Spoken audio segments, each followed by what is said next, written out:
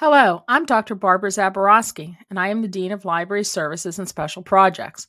And I'm going to talk with you about genealogy and how learning about your past can influence your future and how you view and deal with people.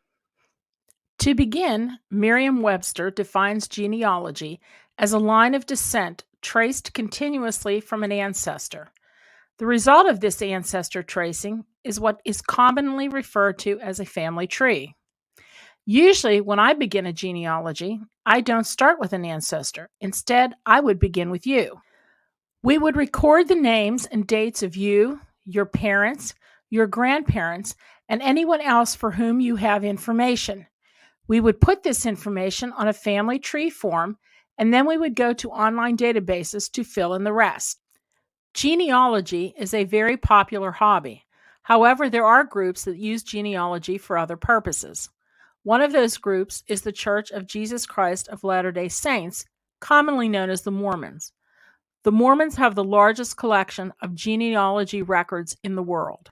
The largest collection is located in Salt Lake City, where there are 1.3 million rolls of microfilm, 190,000 microfiche, 340,000 books, and over 125,500 periodicals.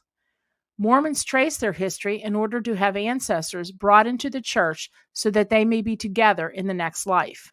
Genealogy also became super popular because of a series of television shows such as Finding Your Roots, hosted by Henry Louis Gates Jr., who is a professor of African and African American research at Harvard University. Finding Your Roots focused on doing the research of famous people. Following in the footsteps of Finding Your Roots was the television program Who Do You Think You Are?, which also focused on tracing the genealogy of famous individuals. In fact, in 2011, when tracing the genealogy of actress Steve Buscemi, the trail led to a rare book in the Pennsylvania State Library, which was documented on the show. The most recent venture into genealogy was the television show The Genetic Detective, which showcases a genetic genealogist as she uses her skills to use DNA to solve crimes. So when conducting your genealogy, what can you hope to find? Well, when using the popular online database Ancestry.com, you can usually find out if an ancestor served in the military, including records for World War II, World War I, the Civil War, and even the American Revolution.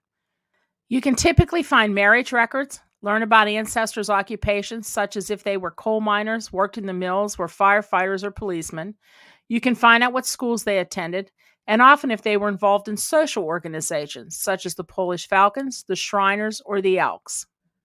Sometimes you may discover some uncomfortable information about your ancestors. Here are two famous examples. The first involves celebrity chef Paula Deen, who learned on an episode of Who Do You Think You Are in 2012 that her great-great-grandfather was a slave owner in Georgia. At the time, she was shocked and revealed that for years she told others that her family was not involved in slavery. It would be less than a year later in 2013 when Deen would be fired from the Food Network for her use of racist language. The other famous case involved actor Jack Nicholson, who learned from a reporter who was doing research on the actor that the person he believed was his sister was actually his mother, and that he was raised by his grandmother, who he thought was his mother. By the time he learned this, both his grandmother and mother had passed away, so there was no opportunity for him to ask them about why this happened. Now I'd like to talk about some specific events in which genealogy and history come together in interesting ways. The first involves the town of Wilmore in Cambria County. Wilmore was founded by Godfrey Wilmore, who was a former slave who purchased his freedom. Godfrey was married to an Irish indentured servant named Mary, for whom he also bought her freedom. The Wilmores were good friends of Prince Gallitzin, who converted Godfrey to Catholicism. Now fast forward to 2016, and I received an invitation to meet with descendants of the Wilmore family. Several of us from Johnstown traveled to Cranberry Township, where we met at a restaurant to share stories. The most interesting story came from the woman who extended the invitation. In doing her genealogy, she discovered that she was a descendant of the Wilmores.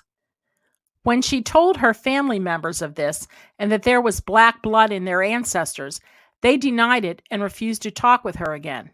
In fact, she explained that she learned that as soon as Wilmore members who were light-skinned could pass as white, they left Wilmore and moved to Altoona. Just so you know, Wilmore was one of only 4 towns in Pennsylvania founded by freed blacks, the others being Freedom Road in Mercer County, Africa in Washington County, and Toe Hill in Lancaster County. Only Wilmore is still in existence today. The next case involves genealogy I was doing for a friend who was born in Somerset County and later adopted by a family in Johnstown. When looking into the history of both his birth family and his adopted family, I discovered that several generations back, the family shared relatives. I also learned that a great-great-grandfather killed a neighbor in Somerset County and actually spent time in Western Penitentiary, having been convicted of murder. Here you see a copy of a newspaper article about the crime, and on the right, a copy of his prison record. It was an interesting story for me to uncover, but it was an uncomfortable story that I had to tell my friend. The last case I want to talk about is my own. When growing up and talking with my mother, she told me she never had a birth certificate. Here's why. The photograph on the left is my grandmother's wedding picture. She was married on October 14th, 1920. On the right is a copy of her baptismal record. You can clearly see the notation that she married Gilbert Oswald on October 14th, 1920, at St. Joseph's Church in Pittsburgh. Here's where math becomes really important. My mother was born on January 17th, 1921. So you can see why my mother never saw her birth certificate growing up. My grandmother was 6 months pregnant with her when she got married. So what do all these stories about genealogy tell us about our past? Let's see. People interracially married in the early 1800s, women got pregnant before marriage, and you could have someone who was incarcerated as a relative. Now let's take a look at where having this knowledge or lack of knowledge may influence the future.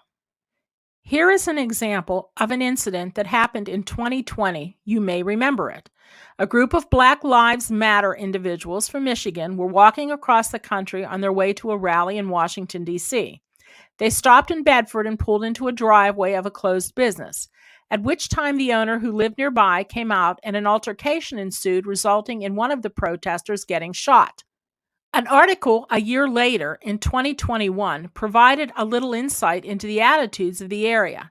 In speaking with local resident Bert Valhusen of Schellsburg, he stated, "This is a very conservative area. You don't see a lot of Black people around here, and there's a reason for it, because they're not welcome." I thought I would check the validity of his statement regarding no Black population in Bedford County.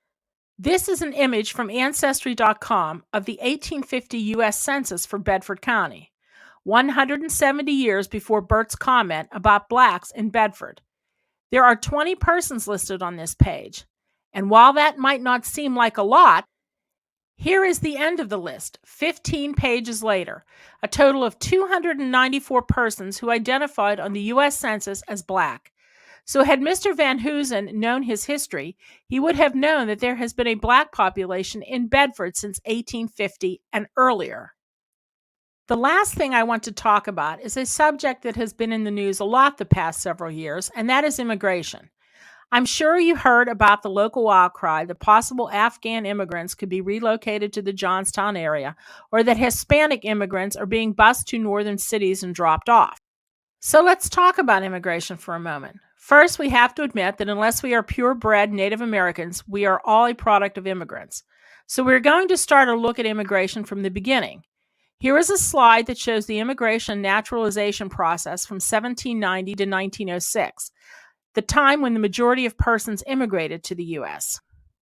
This would include the waves of immigration from Ireland in the mid-1840s due to the potato famine, and the late 1890s from Eastern European countries such as Poland, Germany, Czechoslovakia, Hungary, and Croatia. At this point in time, there are 3 steps to becoming an official U.S. citizen, namely declaring your intent, petitioning for citizenship, and getting your naturalization certificate, at which time you take the citizenship oath.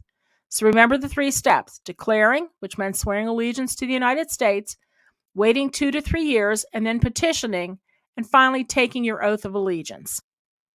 In 1906, Congress passed the Basic Naturalization Act, which changed the rules of citizenship.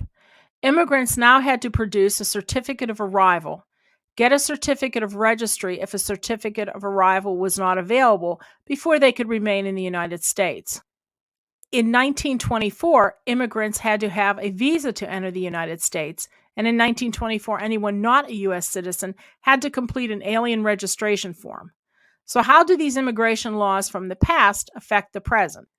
This is the first page from the Cambria County Immigration and Naturalization Records Index. This lists the last name and first name of each immigrant. The third column lists the record number for the Declaration of Intent. Remember, this is where the immigrant swears allegiance to the United States and denounces the leader from the country which he has come. You will notice that almost everyone on this page has completed a Declaration of Intent. This is the first step in the naturalization process. The fourth column shows those that petition for naturalization. You will notice that there are a lot of blank spaces in this column. So what conclusions can be drawn from this list? At first glance, it would appear that while they declared their allegiance to the United States, many immigrants never completed the process for citizenship, making them illegal immigrants. Think about that for a minute. Here's where the past and the present come together. If we performed a genealogy search on those against immigration, we may find that in fact they are all products of illegal immigrants themselves. Which brings me to my last image. Perhaps if everyone really knew about their past and understood history, it could change the way in which we treat others. That includes immigrants, single mothers, the incarcerated, the homeless, those who look like us, and those who don't.